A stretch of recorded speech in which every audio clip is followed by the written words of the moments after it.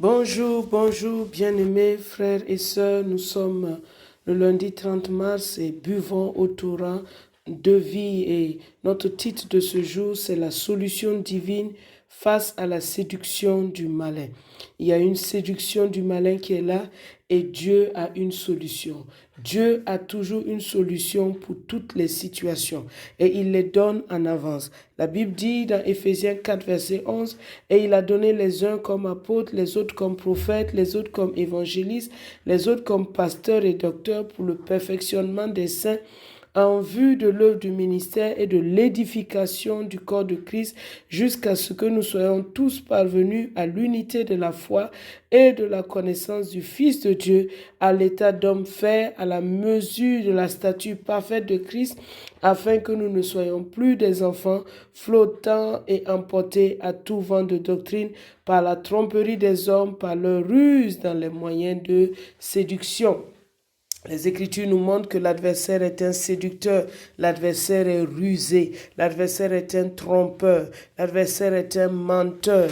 Il ment et il séduit dans le but d'amener les hommes et les femmes à être éloignés de Dieu. Mais comment Dieu veut? Dieu amène son Église dans l'édification avec sa parole. Il amène son Église dans l'édification avec des enseignants, avec des hommes qu'il met à part, des apôtres, des prophètes, des évangélistes, des pasteurs et des docteurs, pour que tu sois perfectionné, pour que tu sois édifié, pour que tu parviennes à l'état d'homme fait, pour que tu parviennes à la connaissance du Fils de Dieu, à l'état, à la stature, à la mesure de la stature parfaite de Christ. Ça veut dire que les paroles que Dieu nous a données hier, les paroles que Dieu nous a données à travers ses serviteurs, c'est pour nous préserver de la ruse et de la séduction. Serre cette parole-là dans ton cœur. Sois humble et écoute ceux qui connaissent la parole, ceux qui te l'enseignent. Sois humble et assieds-toi et écoute.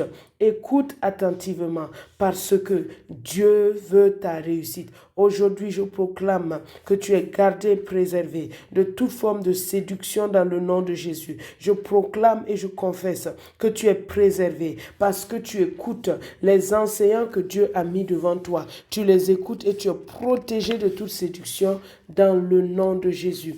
Abba, je prie pour le cœur de mon frère et de ma sœur, afin que son cœur soit un cœur humble, un cœur qui écoute, un cœur qui s'assoit, un cœur, Seigneur, humble, dans le nom de Jésus. Que cette humilité soit le partage de chacun, dans l'autorité du nom de Christ Jésus. Amen.